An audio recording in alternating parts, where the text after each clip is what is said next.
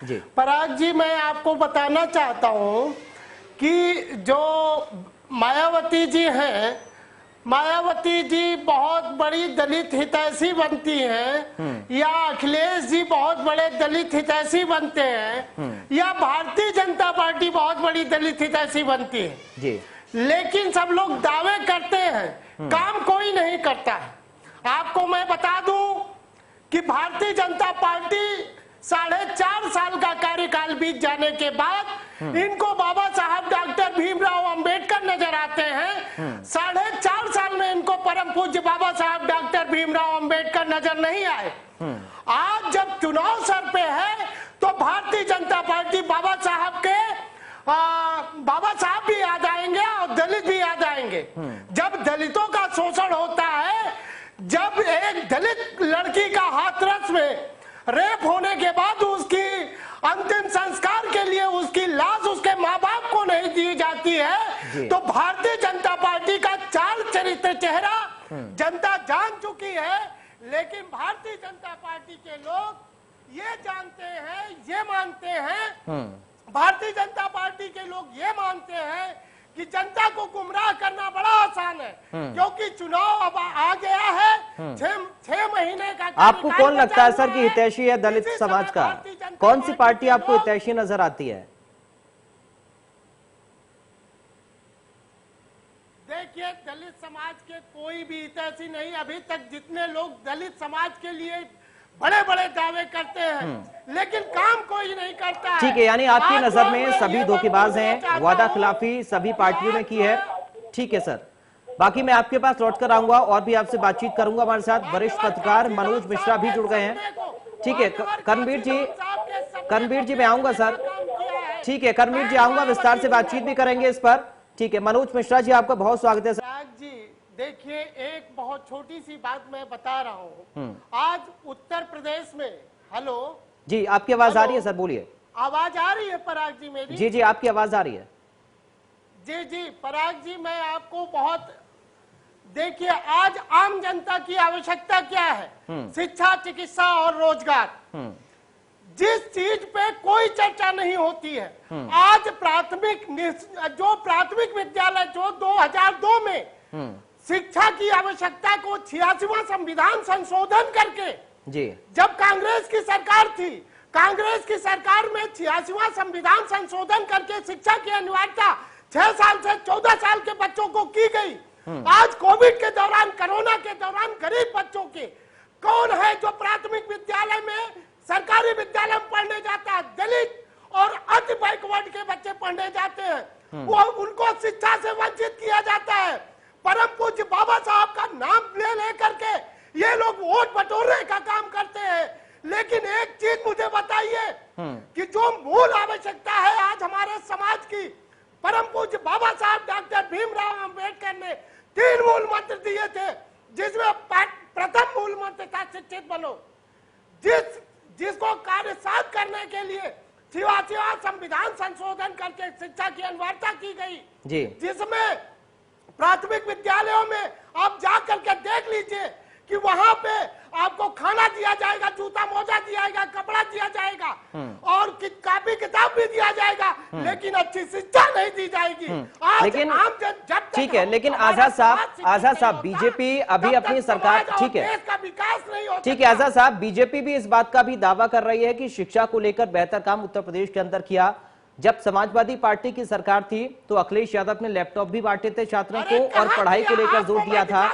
जी ऐसे पराग जी, मैं ऐसे प्राथमिक विद्यालय दिखा दूं जहाँ पे वहाँ विद्यालय नहीं, गौशाला खुल गई है। चलिए ठीक है, इसका जवाब लेते हैं। ठीक है, हम लोग गाँव में जा करके सर्वे करते हैं। ठीक है सर, इसका जवाब लेते मैं जाऊंगा। विवेक सायला साहब, आप जवाब दें, क्या कुछ समाजवादी पार्टी की सरकार में किया गया ताकि कम से कम आजाद साहब को यकीन हो?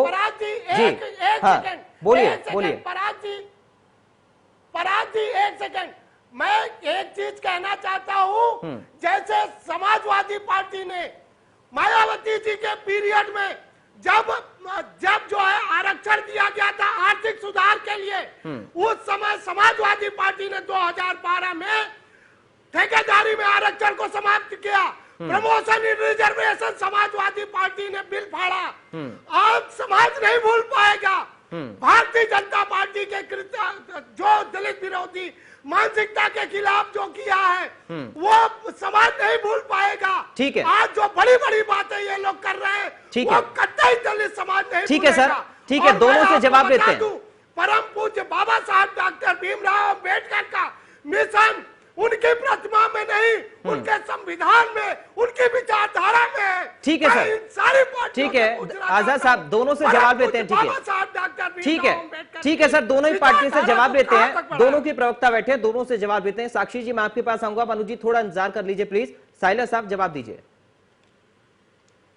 देखिए पराग भाई, मैं आपको बता दूं कि ये जो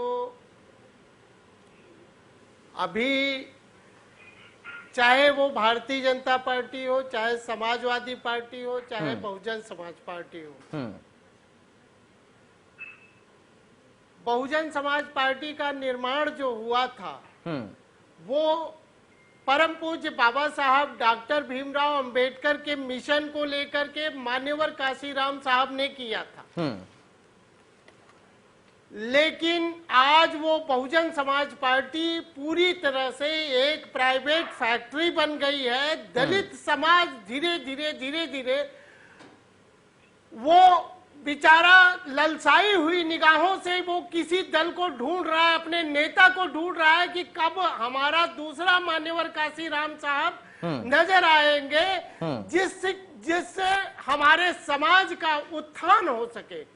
लेकिन आज मैं बता दूं, सबसे ज्यादा अगर उत्पीड़न प्रताड़ना केवल किसी भी दल की सरकार हो, चाहे समाजवादी पार्टी की ही सरकार हो, समाजवादी पार्टी को तब एहसास हुआ, माननीय अखिलेश जी को तब एहसास हुआ 20 मार्च 2017 को जब माननीय योगी आदित्यनाथ जी ने उनके 5 कालिदास मार्ग को गौमूत्र और गंगा जल से धुलवाया, तब उनको एहसास हुआ कि मैं बैकवर्ड हूं। उसके पहले वो अपने आप को फॉरवर्ड समझते थे। फॉरवर्ड के समझने के लिए वो जो है दलितों के ऊपर बहुत बड़ा अत्याचार हुआ उस दौरान। अब आगे क्या करते हैं इसके लिए तो मैं नहीं कह सकता हूँ। ठीक है, सोचिए, दलित के लिए जब 2007 में बहुजन समाज पार्टी की पूर्ण बहुमत की सरकार बनी, तो दलितों के आर्थिक उत्थान के लिए वो ठेकेदारी में आरक्षण दिया गया। आज भारतीय जनता पार्टी ना ही उस आरक्षण पे कोई काम कर रही। आज एक बात बताइए, क्या हम लोगों को जीने का हक नहीं है? हम लोग दलित हैं, हम लोगों को ठेकेदारी करने का, व्यापार करने का, मोटर चलाने का, ट्रक चलाने का हक नहीं है? जिस जीरो टॉलरेंस की भारतीय जनता पार्टी बात करती है, आज मैं आपको बता दूं पराग जी, वो जीरो टॉलरेंस की माननीय योगी आदित्यनाथ और माननीय प्रधानमंत्री श्री मोदी जी के जीरो टॉलरेंस की धज्जियां सारे ब्यूरोक्रेट, सारे विभाग, आज बता दीजिए जो भ्रष्टाचार का ग्राफ है, मैं कोई ऐसा मुझे विभाग आप बताइए, मैं बता। ठीक है, इस पर जवाब ले लेते हैं। ठीक है, 1500 से ज्यादा आरटीआई के द्वारा 15 पराग जी एक सेकेंड, 1500 से ज्यादा मैंने आरटीआई मांगी है। और आज की डेट में 2017 के बाद जो जीरो टॉलरेंस की बात करते हैं, हर जगह भ्रष्टाचार का ग्राफ 100% ज्यादा हो गया है। ठीक है, साक्षी जी जवाब दीजिए। यही है भारतीय जनता पार्टी, सबका साथ सबका विकास की सरकार। ठीक है, क्योंकि मेरा कनेक्शन कट गया। पराग भाई, ऐसा नहीं है, ना ही सपा को मैं बचा रहा हूँ, ना ही बसपा को बचा रहा हूँ, ना ही मुझे बीजेपी से कोई वो है। देखिए, मेन ये है, जब 2013 में भारतीय जनता पार्टी ने एक आंदोलन शुरू किया था, कांग्रेस पार्टी की सरकार थी, उस समय आपको याद होगा, चाहे बाबा रामदेव हो, चाहे वो जो है आपके स्मृति ईरानी हो, चाहे बहुत से ऐसे भारतीय जनता पार्टी के नेता थे, जो जो अब नहीं रहे इस दुनिया में। बहुत बड़े बड़े नारे, यहाँ तक कि माननीय प्रधानमंत्री श्री नरेंद्र मोदी जी मंच से चिल्ला चिल्ला के कहते थे जी, डीजल के दाम घटने चाहिए कि नहीं घटने चाहिए, जनता से पूछते। तो उस समय फिर उसके बाद जो स्मृति ईरानी सर पे सिलेंडर लेकर के कह रही थी जी कि बहुत हुई महंगाई, बहुत हुई महंगाई। और बाबा रामदेव जी कई बार कहते थे 70 रुपए वाली सरकार चाहिए कि 35 रुपए वाली।